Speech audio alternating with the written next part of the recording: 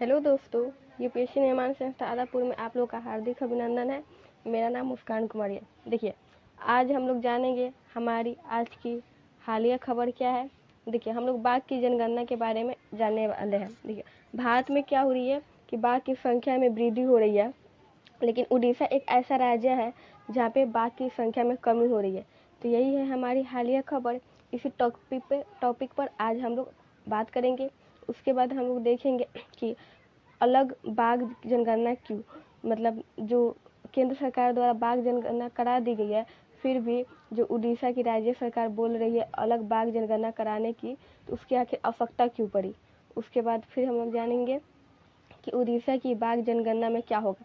अगर उड़ीसा जो अपना मतलब बाघ जनगणना कराएगा तो उसमें क्या क्या हो सकता है, और एक प्रश्न को देखेंगे जो प्रीलिम्स से जुड़ा होगा। आप लोग कमेंट बॉक्स में इसका उत्तर दे सकते हैं, ठीक है। सबसे पहले हम लोग जानते हैं कि पिछले कुछ वर्षों में क्या हुआ है कि भारत में, हमारे देश में, कहाँ पे, भारत में क्या हुआ है, बाघों की संख्या में वृद्धि देखने को मिल रही है। बाघों की संख्या में वृद्धि, यानी कुछ वर्षों से क्या देखा जा रहा है कि बाघों की संख्या में वृद्धि देखने को मिल रही है, ठीक है। और जैसे विश्व में क्या हो रही है, विश्व में बाघ की संख्या घट रही है, परंतु भारत में क्या हो रही है, बाघ की संख्या में वृद्धि देखने को मिल रही है। तो अभी हाल ही में जो सरकार द्वारा क्या किया गया, अपना आंकड़ा प्रस्तुत किया गया है। तो उसमें क्या किया गया है, उसमें दिखाया गया है कि भारत में बाघों की संख्या में वृद्धि हो रही है, परंतु एक राज्य ऐसा है उड़ीसा, ठीक है। देखिए, मैं मैप में इसका फोटो आप लोग को दिखाई थी। उड़ीसा कहाँ स्थित है, देखिए, ये भारत का मैप हो गया, दिख रहा है आप लोगों को। और देखिए, ये उड़ीसा है, देखिए यहाँ पे ये राज्य उड़ीसा। देखिए, ये बंगाल की खाड़ी से अपना तटीय सीमा लगाता है। और जो चिल्का झील की हम लोग बात करते हैं, यही तो है चिल्का झील, उड़ीसा में, ठीक है। और देखिए, ये किस राज्य से अपना सीमा साझा करता है, तो देखिए, तो सबसे पहले पश्चिम बंगाल, फिर झारखंड, फिर छत्तीसगढ़ और आंध्र प्रदेश। 4 ऐसे राज्य हैं जिसे अपना सीमा साझा करता है ये उड़ीसा। एक बार आप लोग अच्छे से देख लीजिए। देखिए, किस राज्य से, पश्चिम बंगाल, झारखंड, छत्तीसगढ़ और आंध्र प्रदेश। 4 ऐसे राज्य हैं जिसे घिरा हुआ है उड़ीसा, और एक तरफ से बंगाल की खाड़ी से, यानी तटीय क्षेत्र है। और यहीं पे तो है चिल्का झील, जो खारे पानी का लैगून है। ये किस राज्य में स्थित है, उड़ीसा में स्थित है। और इसकी राजधानी कहाँ है, भुवनेश्वर, जो महानदी जो है उसी के किनारे स्थित है। दिख रहा है आप लोग को।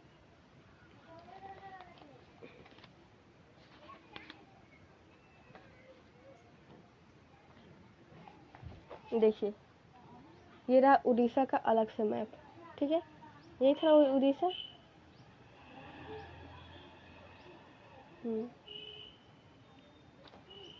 तो यहीं पे क्या हो रही है कि बाघ की संख्या में जो क्या हुआ, कमी देखने को मिल रही है। तो जो उड़ीसा की सरकार है, देखिए इधर स्थित है उड़ीसा, अभी तो इसका नाम ओडिशा हो गया है, ओडिशा। यहाँ की सरकार है वो क्या कर रही है कि जो सरकार द्वारा, यानी केंद्र सरकार द्वारा, ये केंद्र सरकार है, मतलब केंद्र सरकार द्वारा जो आंकड़ा प्रस्तुत किया गया है, जो आंकड़ा प्रस्तुत किया गया है कि उड़ीसा में बाघ की संख्या में कमी है, वो क्या है, गलत है। यानी उसमें कुछ कमी रह गई है। उड़ीसा की राज्य सरकार का क्या कहना है कि यहाँ पर बाघ की संख्या है, बाघ की संख्या में वृद्धि है, परंतु केंद्र सरकार द्वारा क्या कह रही है कि अपना अवकाश से कि यहाँ पे बाघ की संख्या में कमी है। अब देखिए, अब हम लोग जान लेते हैं कि जो बाघ है उसकी जनगणना किसके तहत की जाती है। तो देखिए, एक संस्था बनाया गया है जिसका नाम क्या है, अखिल भारतीय बाघ अनुमान, यानी यह एक ऐसी संस्था है जो देश में भारत में हमारे बाघ के बारे में पता लगाती है। ठीक है, ये क्या करती है? बाघ की गणना करती है। बाघ की गणना इसी के तहत की जाती है, किसके तहत? अखिल भारतीय बाघ केंद्र या बाघ केंद्र या बाघ अनुमान, इसके तहत क्या की जाती है? बाघों की गणना की जाती है। और ये नहीं कि मतलब हर वर्षों पर ये अपना रिपोर्ट जारी करता है, नहीं, मतलब 4 वर्षों पर, 4 वर्षों पर इसके द्वारा अपना रिपोर्ट, मतलब 4 वर्षों पर निकाला जाता है। मान लीजिए कि अभी 2022 में गणना हुई, तो इससे पहला गणना कब हुई होगी? 2018 में। ऐसे 4 वर्षों पर ये अपना रिपोर्ट देता है। कौन? अखिल भारतीय बाघ केंद्र, बाघ की गणना के लिए। ठीक है, तो इसी के तहत क्या किया गया है? अनुमान लगाया गया है कि उड़ीसा में क्या हो रहा है कि बाघ में, मतलब इसी के तहत अनुमान क्या लगाया है कि पूरे भारत में बाघ की वृद्धि हो रही है। ठीक है, कैसे? क्योंकि 2018 में क्या देखा गया था कि भारत में मात्र 2967 बाघ है। ठीक है, बाघ की संख्या है 2018 के आंकड़ा के अनुसार। देखिए, और अभी फिर 4 वर्षों के बाद इसका रिपोर्ट जारी होगा। 4 वर्ष 2022 में क्या देखा गया? 3682 बाघ है, यानी कुल बाघ का कितना परसेंट बढ़ा है? 6% वृद्धि हुई है। ठीक है, क्योंकि 2018 में देखा गया था कि 29,067 बाघ है और 2022 में 3682 बाघ है। कुल बाघ की संख्या में कितनी वृद्धि हुई है? 6%। और जो भारत में जितने बाघ मतलब है ना मौजूद, वो कितने हैं? वो पूरे विश्व का 75% बाघ है, यानी विश्व में जितने बाघ है ना, वहाँ के सिर्फ 75% बाघ भारत में ही स्थित है। ठीक है, इसी द्वारा बाघ के संरक्षण के लिए भारत में बहुत सारे टाइगर रिजर्व, अभयारण्य सरकार द्वारा बनवाए जाते हैं, क्योंकि बाघों की रक्षा की जाए। ठीक है, ये तो रही मतलब पूरे भारत की बात कि भारत में क्या देखा जा रहा है? बाघों की संख्या में वृद्धि देखी जा रही है, क्योंकि अखिल भारतीय बाघ केंद्र यानी चाहे अखिल भारतीय बाघ अभयारण्य बाघ की गणना करता है प्रत्येक 4 वर्ष पे। तो 2018 में कितना बाघ देखा गया था? 2967 बाघ, और 2022 में 3682 बाघ देखे गए थे, जो पूरे बाघ में कितने 6% की वृद्धि हुई थी, और वह विश्व का 75% बाघ में वृद्धि थी। तो ये तो हमारी खबर की बात हुई कि जो भारत में बाघ की संख्या में वृद्धि हो रही है, परंतु जो बताया जा रहा है कि उड़ीसा में कि बाघ की संख्या में कमी आ गई है। उड़ीसा जो केंद्र मतलब जो ये अखिल भारतीय बाघ केंद्र है, इसके द्वारा क्या कहा जा रहा है कि उड़ीसा में बाघ की संख्या में कमी आ गई है, बल्कि जो उड़ीसा की राज्य सरकार है वह कह रही है कि उड़ीसा में बाघ की संख्या में वृद्धि है, मतलब बाघ की संख्या में वृद्धि हुई है, परंतु जो अखिल भारतीय बाघ केंद्र है, यह अपना जो रिपोर्ट निकाला है, सर्वे किया है, उसमें गलत रिपोर्ट है। इसीलिए जो उड़ीसा की राज्य सरकार क्या है, वो दोबारा जनगणना कराना चाहती है। अब चलिए, अब हम लोग जानते हैं उड़ीसा में बाघ के बारे में। चलिए, अब हम लोग उड़ीसा की बात करते हैं। उड़ीसा में मतलब बाघों की बात करते हैं। वहाँ पे बाघ की जो राज्य सरकार द्वारा आंकड़े प्रस्तुत किए गए हैं, मतलब वहाँ की बाघ की संख्या क्या है, तो देखिए, वर्ष 2016 से 2022 में उड़ीसा में कुल आधे बाघ की संख्या में क्या हुई है? कमी आ गई है, यानी आधा कमी आ गई है। जो बाघ की संख्या थी 2016 से 2022 में, तो उसमें क्या गए? आधे से अधिक मतलब अधिक बाघ क्या हो चुके हैं? गायब हो चुके हैं, उसमें कमी आ गई है, ऐसा देखने को मिल रहा है। ठीक है, क्योंकि जो उड़ीसा में 2 ऐसे बाघ अभयारण्य हैं। देखिए, यहाँ पे 2 बाघ अभयारण्य है। एक है Similipal tiger reserve, Similipal tiger reserve यहाँ पे क्या बताया गया था कि 2018 में बाघ के 8 बाघ थे और 2022 में 16 बाघ हो चुके हैं। ये राज्य सरकार अपना आंकड़ा प्रस्तुत कर रही है। और केंद्र सरकार द्वारा क्या प्रस्तुत किया गया था कि 2016 से 22 में पूरे आधे से अधिक बाघ में कमी देखने को मिल रही है। ठीक है, और और राज्य सरकार अपना क्या आंकड़ा प्रस्तुत कर रही है कि सिमलीपाल टाइगर रिजर्व में 2018 में 8 बाघ उपस्थित थे और 2022 में 16 बाघ उपस्थित है। और एक और टाइगर रिजर्व है यहाँ पे जिसका नाम है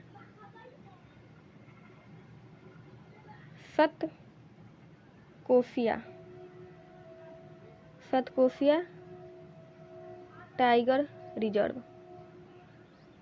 ठीक है, और यहाँ पे क्या देखने मतलब सभी बाघ गायब हो चुके हैं, यानी इस टाइगर रिजर्व में एक भी बाघ नहीं है। ठीक है, देखिए क्या देखने की सिमलीपाल में जो बाघ की संख्या में वृद्धि हो चुकी है।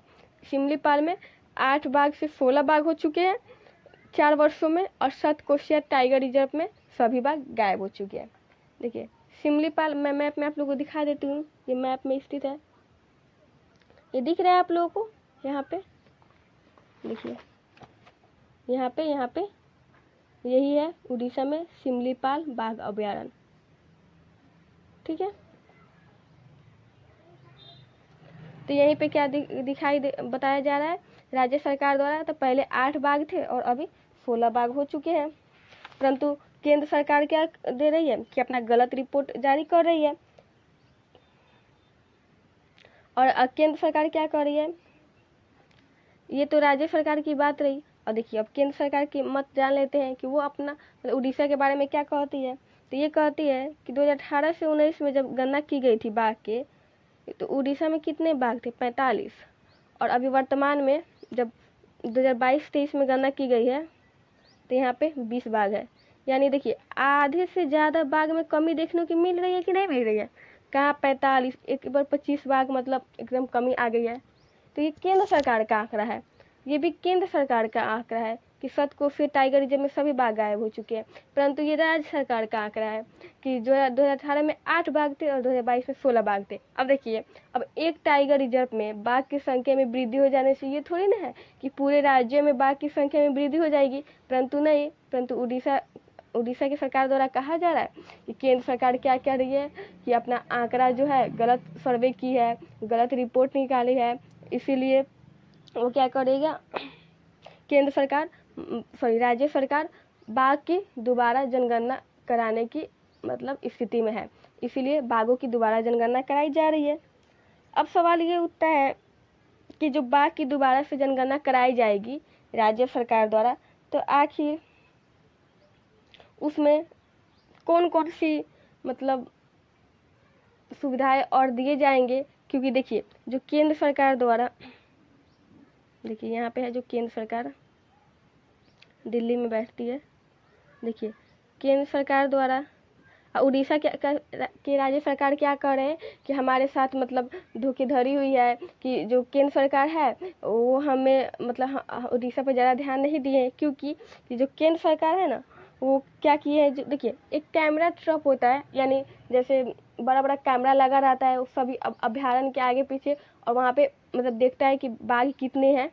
तो देखिए तो उड़ीसा क्या कर रहा है कि उड़ीसा में मात्र कैमरा ट्रैप कितना लगा था 733, उड़ीसा में मात्र 733 कैमरा ही लगाए गए थे, जबकि मध्य प्रदेश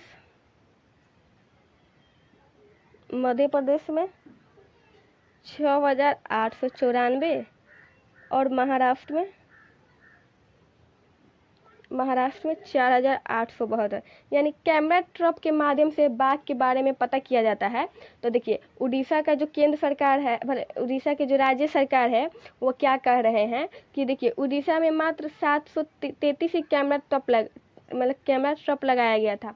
अगर देखिए कम कैमरा ट्रैप लगाएंगे तो कहीं कहीं बाघ ऐसे होंगे जो मतलब छिपे होंगे, तो उसकी निगरानी नहीं कर पाएंगे अच्छे से, तो वो गणना में नहीं आई होगी। लेकिन वही मध्य प्रदेश और महाराष्ट्र में क्या मध्य प्रदेश में 6894 और महाराष्ट्र में 4872 कैमरा ट्रैप लगाए गए हैं।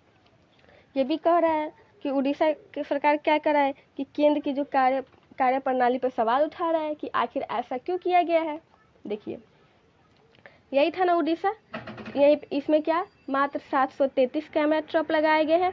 और यही है मध्य प्रदेश, यहाँ पे 6894 कैमरा ट्रैप लगाए गए हैं। और ये है महाराष्ट्र, यहाँ पे 4872 कैमरा ट्रैप लगाए गए हैं।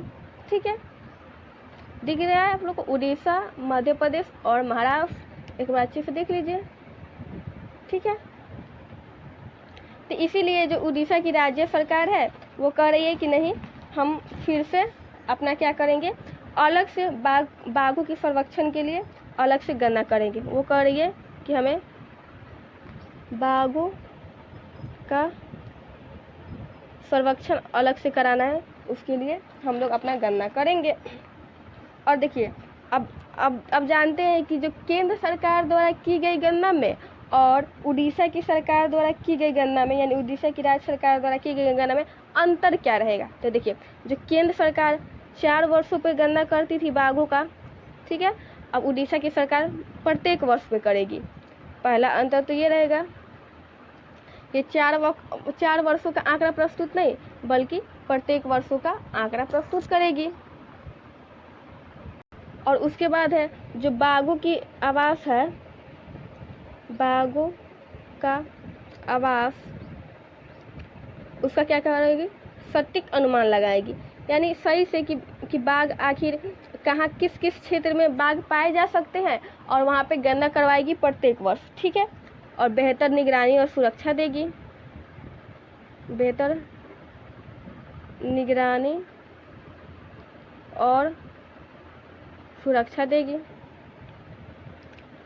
ठीक है, और लगभग बाघों मतलब सभी जिला में, ये नहीं है कि मतलब बाघ जहाँ पे अभयारण्य है वहाँ पे बाघ की गणना कर ले, नहीं, बल्कि उड़ीसा के, बल्कि यहाँ पे देखिए, बल्कि यहाँ पे उड़ीसा के प्रत्येक जिला में बाघ की गणना करवाएंगे, बाघ की गणना, यानी उड़ीसा के जो प्रत्येक जिला है वहाँ पे बाघ की गणना करवाई जाएगी। मात्र 4 ऐसे जिले हैं जो तटीय क्षेत्र में पड़ते हैं। देखिए मैं पहले ही मैप में आप लोग को दिखा चुकी हूँ कि उड़ीसा इधर से बंगाल की खाड़ी की तरफ स्थित है। तो मतलब जो तटीय क्षेत्र में 4 ऐसे जिले हैं वहाँ पड़ते हैं। ठीक है, उसको छोड़कर बाकी सभी जिलों में बाघ की मतलब गणना की जाएगी। देखिए ऐसा क्यों, क्योंकि तटीय क्षेत्र में ना बाघ की बहुत ही कम संभावना रहती है, यानी कि वहाँ पे बाघ नहीं पाया जाता है। इसीलिए 4 तटीय जिला को छोड़कर बाकी सभी जिला में राज्य सरकार द्वारा क्या किया जाएगी कि बाघ की अनुमान लगाई जाएगी। ठीक है, और प्रत्येक जिला में और बेहतर आवास, उनकी आवास देखा जाएगा, सटीक मतलब अनुमान लगाया जाएगा, बेहतर निगरानी और सुरक्षा दी जाएगी। और देखिए और किन किन क्षेत्रों में मतलब बाघ का अनुमान लगाया जाएगा, जैसे जितने भी बाघ अभयारण्य हैं, जैसे सिमलीपाल बाघ अभयारण्य था, उसी तरह उड़ीसा के जितने भी बाघ अभयारण्य हैं, चाहे अन्य जितने भी ब्लॉक है, वन ब्लॉक जहाँ पे वन है, वहाँ पे क्या की जाएगी, राज्य सरकार द्वारा बाघ की गणना की जाएगी। अब देखिए, अब ये तो रही बाघ की गणना की बात। अब जानते हैं हम लोग कि जैसे बाघ का आखिर गणना वो किस प्रकार करेगी, किन किन नियमों के आधार पर करेगी। केंद्र सरकार तो क्या की थी कि कैमरा ट्रैप लगा दी थी, उसके माध्यम से बाघ की गणना कर रही थी। परंतु उड़ीसा में और क्या बेहतर सुरक्षा दिया जाएगा, यानी बाघों की गणना करने के लिए। तो देखिए इसको 4 चरणों में विभाजित किया गया है। सबसे पहले देखिए क्या किया जाएगा कि अलग अलग स्रोतों से माध्यमिक जानकारी प्राप्त की जाएगी, अलग अलग स्रोतों से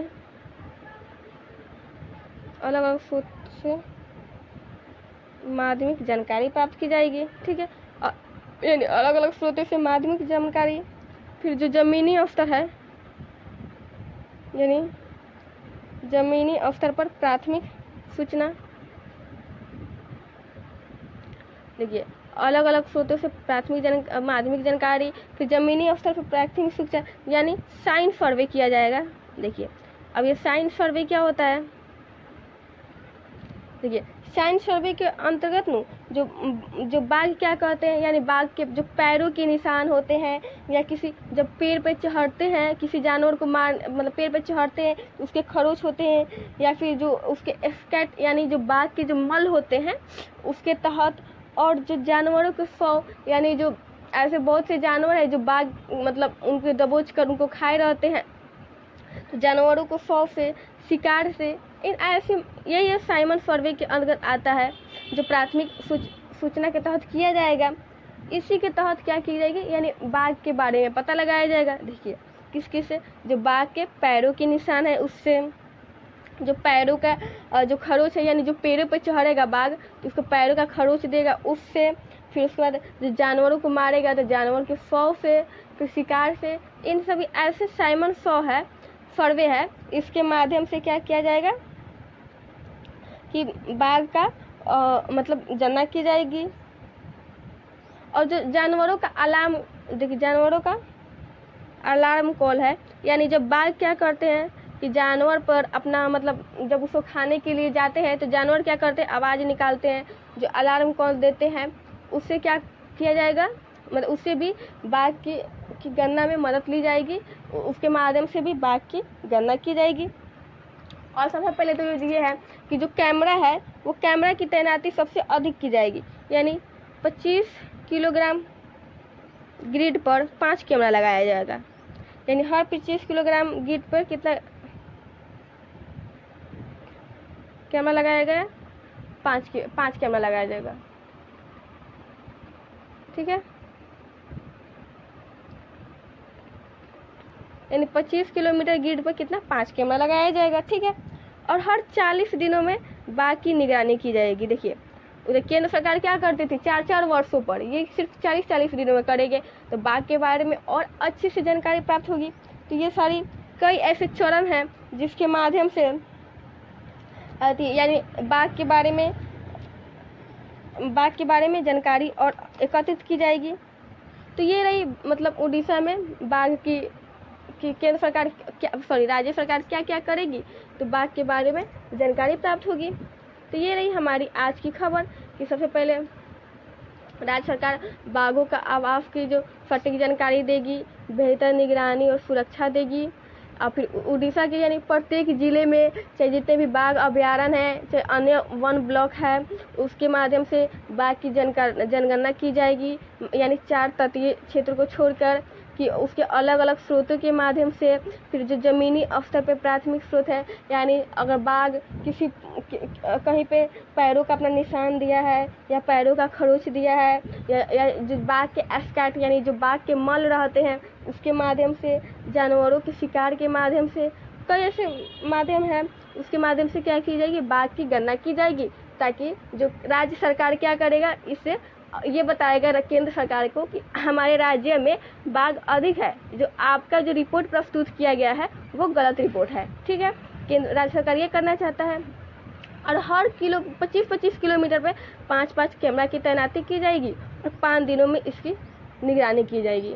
तो यही है बाघ के बारे में। और देखिए, हमारे जैव विविधता को बढ़ाने के लिए भारत में बाघों का मतलब जानवरों की सुरक्षा करना काफ़ी आवश्यक है। इसीलिए राज्य सरकार द्वारा केंद्र सरकार द्वारा अपने अपने मतलब राज्यों में जो बेहतर यानी जानवरों को बचाने के लिए बहुत सारी योजनाएं भी चलाई जा रही है। और हमारी जो अन्य जैसे बहुत सारी प्रजातियां लुप्त हो जा रही है, इसीलिए ऐसा नहीं चाहा जा रहा है कि भारत में बाघ की संख्या भी लुप्त हो जाए, क्योंकि पूरे कुल विश्व का 75% भाग भारत में ही पाया जाता है। यानी भारत में कुल कितने 3682 बाघ पाए जाते हैं, जो कुल विश्व का कितना है 75% बाघ है। ठीक है, तो ये रही हमारी आज की खबर। मुझे लगता है कि आप लोगों को अच्छे से समझ में आ गई होगी। अब हम लोग चलते हैं हमारी आज की पीटी के क्वेश्चन की तरफ। ठीक है, और आप लोग कमेंट बॉक्स में इसका उत्तर दे दीजिएगा। ठीक है, मैं क्वेश्चन लिख देती हूँ।